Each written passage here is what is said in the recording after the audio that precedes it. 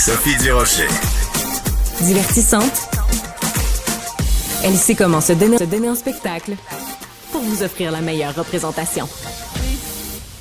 Bonjour, Étienne Drapeau. Bonjour Sophie, je suis heureuse que vous n'ayez pas de boîte en carton pour m'accueillir. Ah, ben non, jamais je vous ferai ça. Savez-vous pourquoi? Parce que quand on se couvre le visage, on ne peut pas communiquer avec l'autre. Absolument. Hein?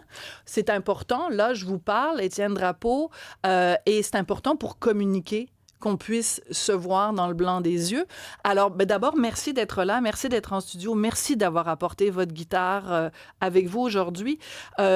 Vous êtes là, Étienne, parce que j'ai lu un texte sur vous que mes collègues du Journal de Montréal ont écrit il y a quelques jours, et c'est venu me chercher en plein cœur. J'ai demandé à Hugo Veilleux, notre journaliste à la recherche, j'ai dit, s'il te plaît, appelle Étienne.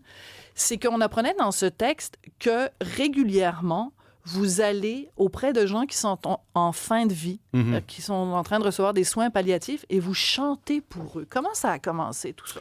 Ça a commencé avec une envie de faire le bien, de me servir de mes mots, du verbe, de la parole bienveillante pour essayer de faire une différence. Je pense que la vie m'a donné peut-être un talent avec les mots, avec ma guitare, avec mes chansons.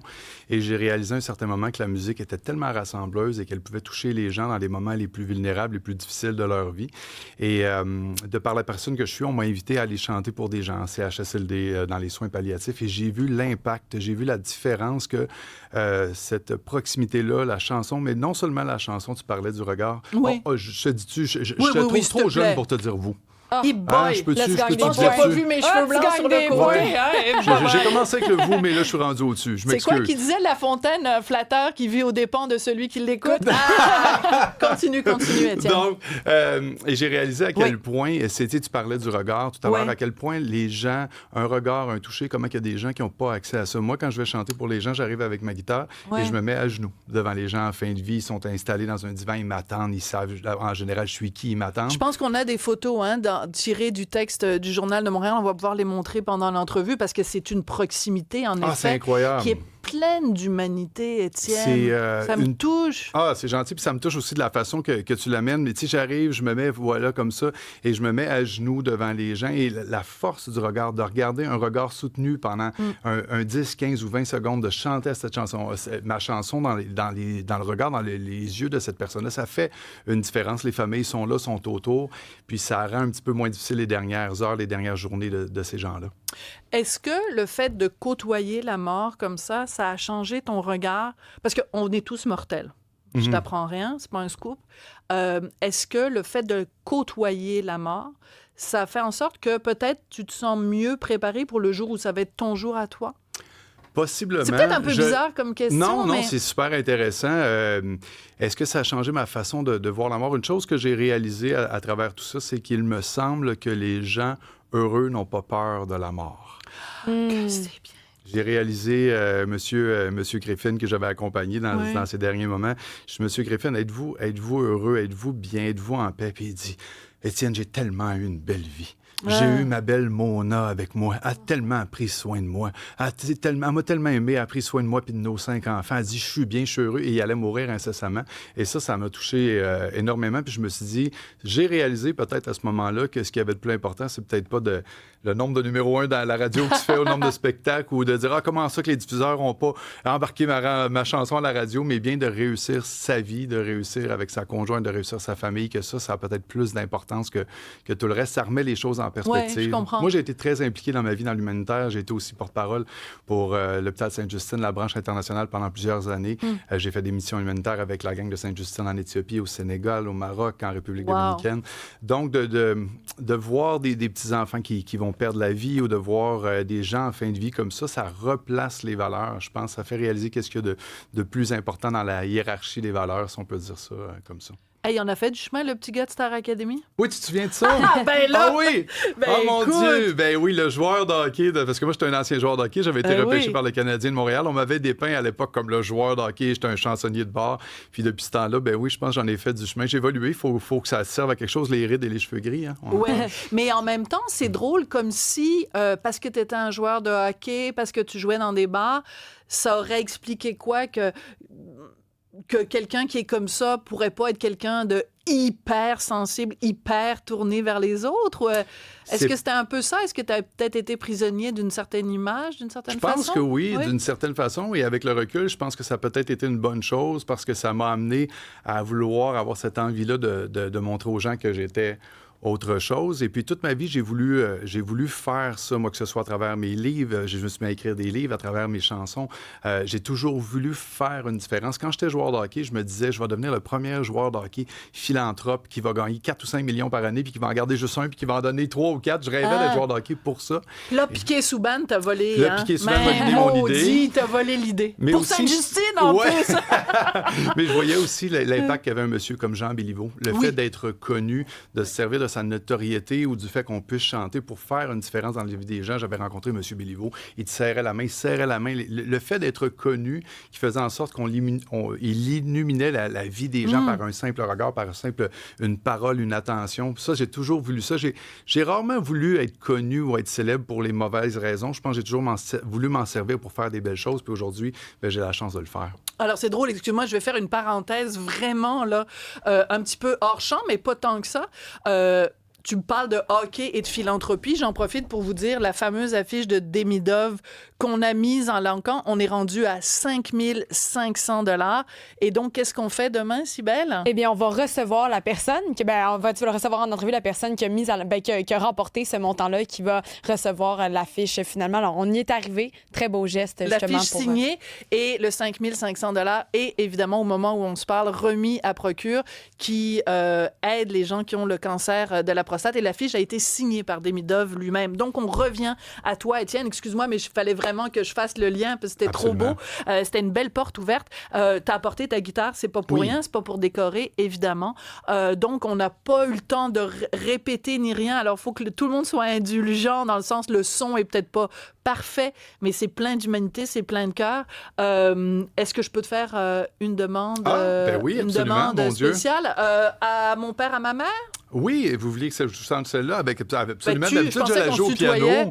D'habitude, je la joue au piano. Bon, je ne suis pas alors. habitué à la jouer à la guitare. Ben, tu peux nous improviser ça. Ou Les femmes que j'ai aimées. Ah, ou peut-être celle-ci. J'en ai une qui, je pense, qui va te plaire. OK, vas-y. OK, parce que j'ai écrit une chanson qui s'adresse aux gens qui ont été là. Je trouve que notre nouvelle génération, moi, je suis un peu entre deux générations, on regarde souvent les aînés, les gens plus vieux aussi, comme de haut, sans réaliser que ces gens-là, on leur doit tout, la Révolution tranquille, ce qu'ils ont travaillé, Absolument. ce qu'ils ont Merci bûché de le pour dire. avoir ce qu'on a aujourd'hui. Et j'ai écrit une chanson qui s'appelle « Je chante pour eux », qui fit bien, parfait. je trouve. C'est un peu comme à mon père et ma mère, mais pour rendre hommage aux gens qui ont été là avant nous, puis pour pas oublier l'importance qu'ils ont eue. Excellent. Donc, je pense que tu vas l'aimer, celle-là. D'accord. Oh, je vais enlever ça, on va attendre un petit peu. Voilà.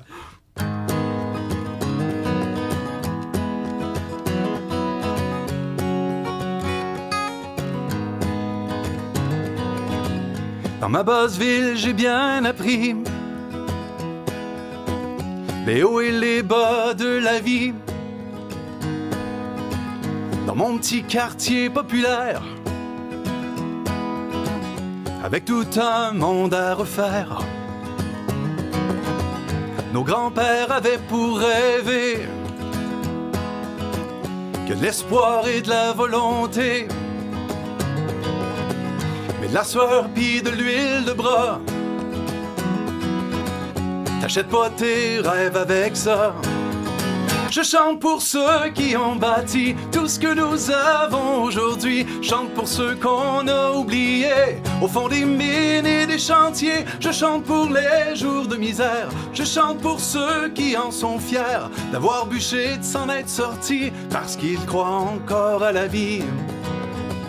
Nos grands-mères étaient ménagères. Pas de jour off pour la cuisinière. Ça, c'est vrai.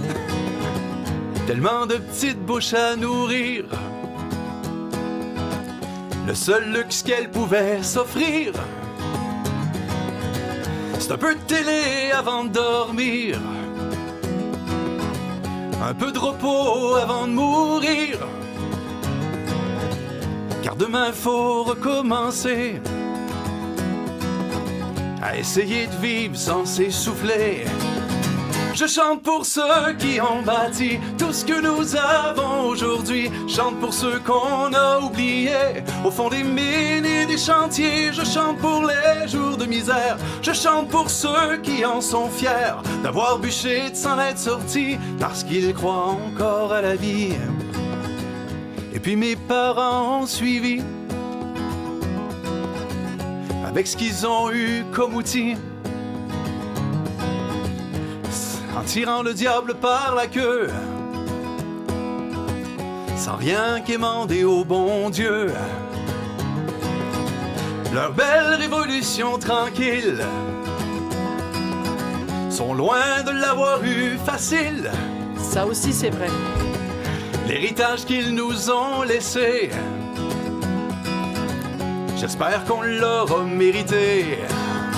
Je chante pour ceux qui ont bâti tout ce que nous avons aujourd'hui. Chante pour ceux qu'on a oubliés au fond des mines et des chantiers. Je chante pour les jours de misère. Je chante pour ceux qui en sont fiers d'avoir bûché, de s'en être sortis parce qu'ils croient encore à la vie. Je chante pour eux, je chante pour eux, je chante pour eux.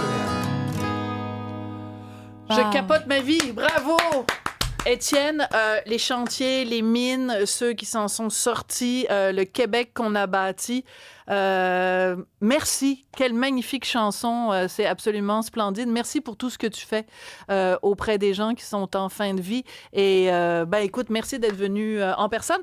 En terminant, t'as quel âge? J'ai 47. OK, c'est ça. Je suis un tout petit peu plus vieille que toi. Étienne, je te serre la main. Merci pour tout. Merci d'être venu en studio. Merci à toi pour ta belle invitation et sans fausse est-ce que flatterie. tu veux... Oui. Non, j'allais dire merci de ce que tu es, de ce que tu fais. Tu n'as pas peur de prendre position, tu as le courage de tes convictions et c'est précieux, ça, dans notre société. Je trouve que c'est rare. T'es super gentil. Je t'admire beaucoup pour ça. Merci. Une révolution intranquille, peut-être. Étienne, merci beaucoup. Est-ce que tu veux nous parler? Est-ce que tu as des dates de spectacle qui s'en viennent? Merci quand de même. le demander. Je suis en spectacle partout à travers le Québec présentement. On a une trentaine de supplémentaires de ma tournée 20 ans de carrière. Il y a mes 2 livres aussi et je t'ai apporté une copie de mon livre. Oh, t'es super fin. J'espère que tu l'as dédicacé. Absolument. À nos ancêtres. Non! Merci, Étienne. Merci beaucoup. Merci à toi. C'est un plaisir. Merci.